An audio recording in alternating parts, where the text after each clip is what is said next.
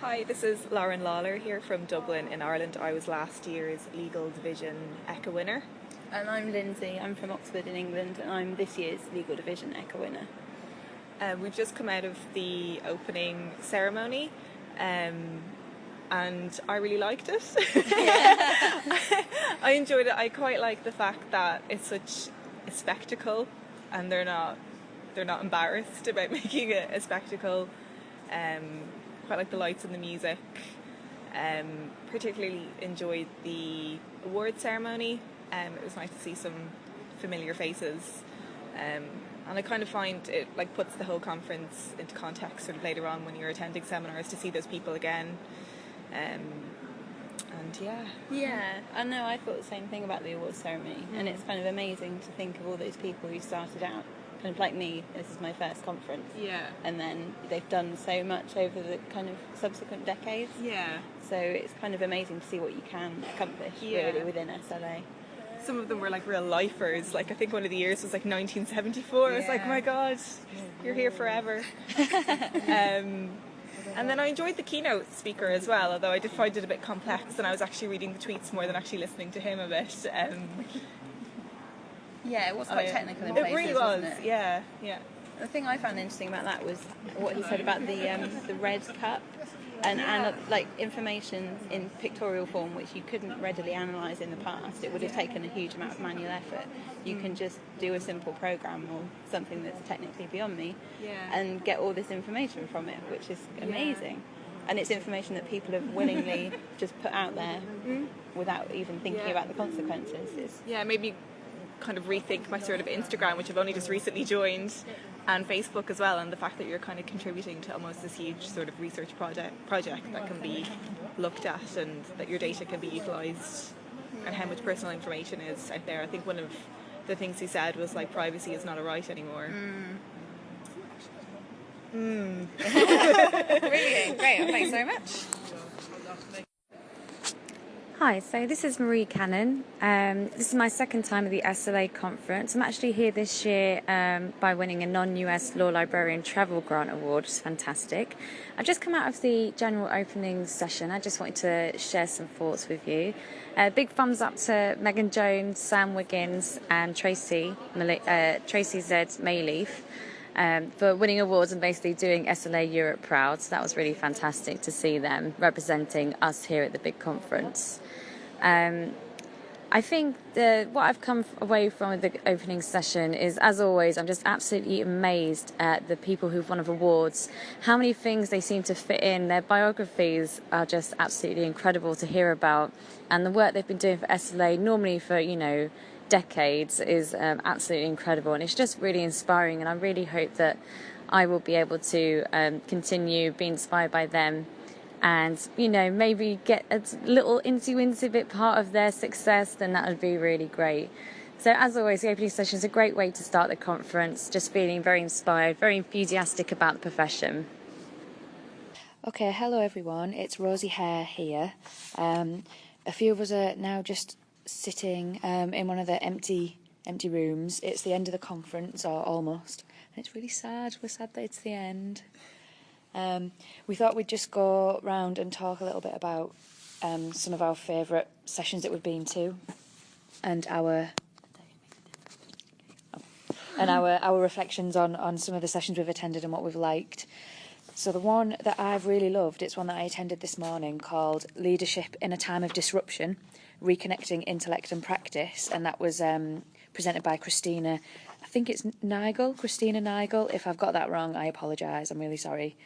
But it was just such an interesting session of her talking about kind of definitions of leadership in the profession and how a lot of the time we're up against challenges because of our organisational culture, our corporate culture of our workplace, and how it can be difficult sometimes to stick to your kind of moral and ethical principles when you're kind of being told to behave in a certain way at work.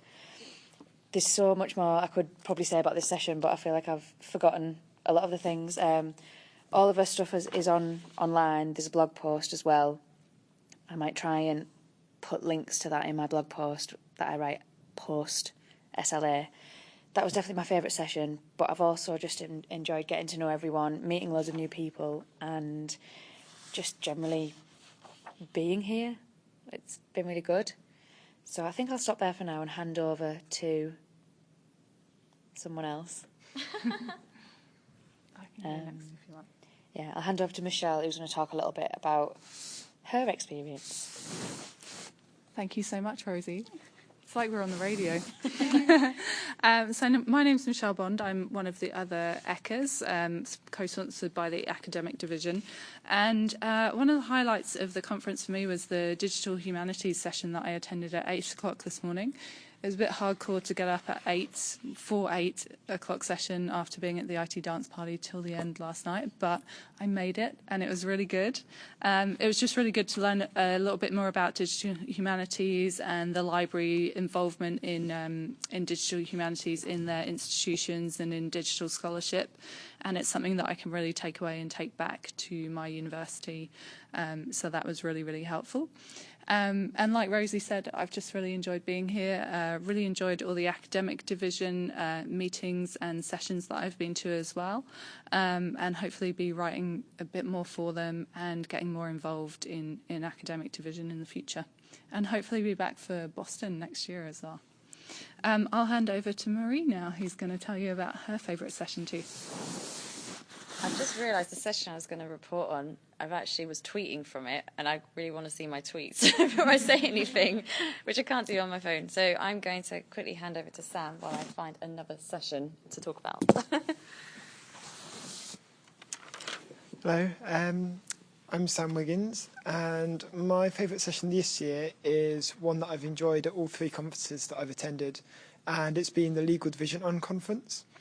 I think what I've really enjoyed from it is the lack of formality, and it's the sharing of ideas across different firms, different geographies, different jurisdictions, and sharing experience about the problems and commonalities of issues that we all face in our day-to-day work in law libraries. And it's very free, it's very easy, and there's a wonderful sense of community among all the law librarians and everything that they contribute and all the problems that they face today.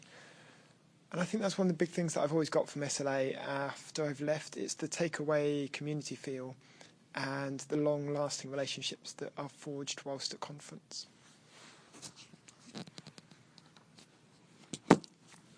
Hi, it's Ruth Jenkins here. My favourite session in this year's conference was definitely I Am Not a Brand by Mary Ellen Bates. I went to her session 2 years ago in Chicago, and it was standing room only, so I knew it was going to be a good session this year. It lived up to that expectation. She talked a lot about sort of why you need a personal brand and sort of how you can build that to be a positive thing, and how you can own your brand. So basically how people perceive you, their expectations of you. When you're job hunting, the people who you're applying to are going to be looking you up on social media. They're going to be looking you up on Google. So you need to own that brand so it's a positive thing and it shows your best sort of professional side. It was a really great session, lots of laughter. She's a very funny presenter and very engaging. And she gave us some very practical tips as well, sort of related to particular social media platforms, but also how you craft your message and how you craft how you're presenting yourself. So marketing, your benefits, not your features, which is a sort of message that she said in the last presentation I went to from her, which is basically saying, why do you do what you do? Don't say, the statistics of what you do, say why it's important. And basically, when that's about your brand, you want to say, why are you valuable? Why should somebody care about what you can offer? And she gave some really great examples of that. So I'll hopefully be writing up that session if I can remember it all. I took quite a lot of notes, but I'm not sure if they're going to make sense when I get back home. But hopefully they will, and her slides are online, so I think I'll try and remind myself looking back at those. So I'm going to pass over to Lindsay now to talk about her session. Thank you. Hi, this is Lindsay. I'm another one of the ECAs. I was sponsored by the legal division, and Ruth actually stole the session I was going to talk about. So I'm going to talk about one that happened just before that in the same room. which was Social Media for Everyone in Every Library, How to Use New Apps and Tools in Innovative Ways, presented by Cheryl Yannick, who was a really great, engaging and enthusiastic presenter.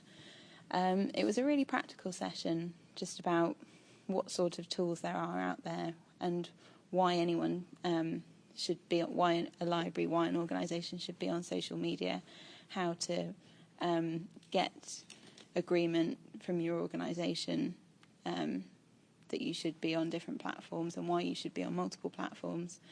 But the thing that really struck me about what she said was that it's okay to, as she put it, piss people off. And I think quite often with social media, we're very risk averse and we want to make sure that we don't ever say anything that might be controversial or that someone might not agree with, when really sometimes that's okay. Obviously it's got to be a considered decision, and if you get criticism and pushback, you should consider where that's come from and what merit there might be in it. But if you want to provide kind of interesting content on social media, and if you want to engage people, you have to be a little bit on the edge, and you have to accept that there's some risk to that and that some people might not like what you say.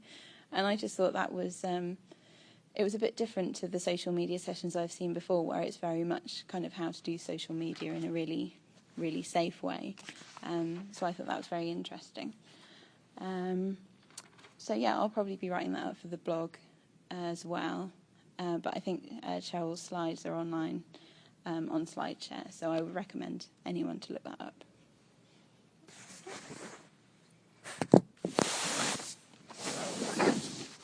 Okay, so my name's Marie Cannon, and I actually came to the conference on the Non-US Law Librarian Travel Grant Awards, which enabled me to be here. My favourite session was the Working Across Cultures panel session, which is, funnily enough, organised by SLA Europe. And there's really interesting things that came out. The three people on the panel were Don Roll, Hyo-hin Kim, and my sincere apologies for probably really mispronouncing that, and Catherine Laverley Welsh. So there's a real nice mix of speakers on the panel. A couple of key things that I took away was that 60% of human communication between native speakers is successful, so 40% isn't, and that's between native speakers together. So if that's actually your starting point, then it's pretty difficult to ensure successful communication across cultures. We can physically adjust our body language and communicating in order to respect each other's cultures, but how do we do that digitally when we're having, video conferencing meetings and that kind of thing? And it was suggested that, we could create some general guidelines about respectful communication and confidentiality and just set out some ground rules so that everyone's aware exactly how it should go. It was also mentioned about how meeting protocols tend to vary across different countries and continents. So, for example, the level of social interaction expected is actually really different in different parts of the world. So in the UK, you're expected to spend maybe the first 10 or 15 minutes on social niceties. While in America, you absolutely just get straight to business, no kind of social introduction whatsoever. And in Japan, it actually takes years and years to even build a relationship in order to have a meeting in the first place, because relationship is really key in Japan and having that trust first. So I thought that was really, really interesting. And another thing that was mentioned was that although a lot of international and global firms do all their work and speak in English to each other from different parts of the globe, English can actually vary a lot. So the English language can actually mean different things. So especially using proverbs, there was a story mentioned that a manager used the proverb of killing two birds in one stone. And apparently he really offended the team he was working with because they thought he was really aggressive and being really horrible. So, just being aware that, proverbs and that kind of thing, which doesn't necessarily cross countries, is actually something just to be aware of. So yes, I thought it was a really fantastic session. It gave you a lot of practical tips on working with people from different cultures and different countries. And I think that's something that we're all increasingly having to do more of with our work, especially working in global corporations and that kind of thing. So yes, that was a really great session for me.